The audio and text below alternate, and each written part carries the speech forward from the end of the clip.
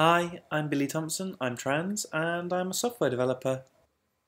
So I'm going to talk a little bit about what it was like for me as a software developer, a contracting software developer, coming out for the first time to colleagues at work.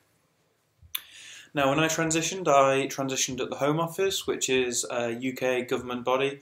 I was contracting there, and because of the UK's anti-discrimination laws, I was pretty certain that I wouldn't have to deal with the situation that my boss would just fire me. However, I wasn't quite sure about how people that I worked with would react, and I also wasn't sure about how this would affect my career in the long term. Would it mean that suddenly people don't want to accept contracts from me because I'm trans? Will it mean that I'll meet lots of hostile resistance from people that I work with?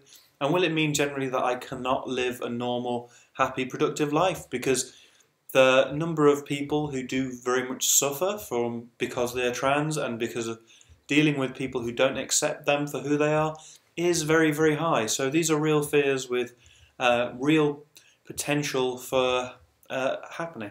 Now, in order to make sure my transition at work went as smooth as possible, I followed a few really simple steps. Now, the first one was to talk to, in private, the HR department of where I worked. And once I talked to the HR department of the Home Office, and as I was a contractor working for the Home Office, I was contracted through another company called Transform. So I informed Transform's HR department, and I also informed the Home Office's HR department about that this was going to happen. That not that it was a question that it was going to happen, but more that it was a statement. I will be doing this, and what my requirements were. For example, using the women's bathroom, and then from then I really took a more educational approach. So I first spent a lot of time talking to the people who I work with on a day-to-day basis, explaining that I was trans, answering any questions that they had about that, explaining like what were and weren't appropriate things to ask trans people, explaining that no, I won't change who I am, I'm still going to be who I am, and I'll still be myself, that's not going to change. There are a few other questions that people had, slightly more awkward ones, and I definitely had a few times the question, so is this it, you're going to get surgery, or so I started talking about this before Christmas, and during the time from before Christmas to after Christmas, when I sort of came back and I'd transitioned, I had told a number of people who said, well, are you going to have surgery in that time? And I was like, oh yeah, I'm going to have major surgery over a course of 3 weeks, and then suddenly be back and I'll be completely fine. But yeah, so other than a few things like that, it all went pretty smoothly, to be honest. It was actually surprisingly easy. Obviously, coming back to work is dressed in a different gender role than you were previously. It's somewhat stressful. I found that the security guards where I worked frequently would misgender me, which was obviously quite upsetting. I ended up making complaint about that, and to be honest, they still misgendered me. So I think there's always going to be some people like that, but overall, I don't think my experience was very bad. The team that I was working with was very accepting. I didn't really have many problems in that department.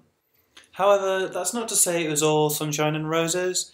After working with the team that I came out to for a while, I moved on to a new team in a slightly different department in the passport office, and I found that team was very awkward about me being trans, or maybe about me being a woman. I'm not quite sure.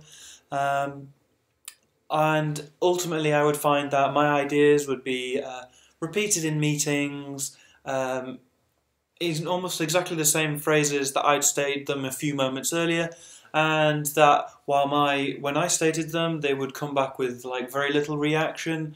When one of the male members of the team would state them, then they would come back with, "Oh yeah, that's a really good idea. We should definitely do that." And it was very discouraging. So ultimately, I left that team early, bringing the contract to a close sooner than I would have normally done. So this left me in a position where I had to do my first job interview while presenting in my new role. Just to be clear, I don't usually pass. I think most people can tell that I'm trans, but I don't see this as that big a deal. So when I went to the meeting, I think everyone knew that I was trans. When I went to a new job interview, I think everyone knew that I was trans, and I don't think this was a significant issue really. I got the job, and it was really nice. I got to work in a new company, and I actually got to work with some other women software developers, which was really nice. So yeah, I mean, it's a bit of a mixed bag. I do feel I was discriminated against a little bit at the Home Office, but not in ways that I could ever substantially prove. On the other hand, I have had lots of really positive experiences, so it's kind of quite tricky. I would say that overall it's been quite a good experience, and that actually I feel a lot more comfortable doing work now. I feel a lot more comfortable raising ideas, and I feel a lot more whole when I'm working in places. So, if I could offer one piece of advice to people who are thinking about maybe starting their transition at work, I would say talk to your HR department, talk to your team members after that, and then go for it. I know it's a little bit scary, and I know it can be a little bit intimidating, but go for it, you can do it. I believe in you.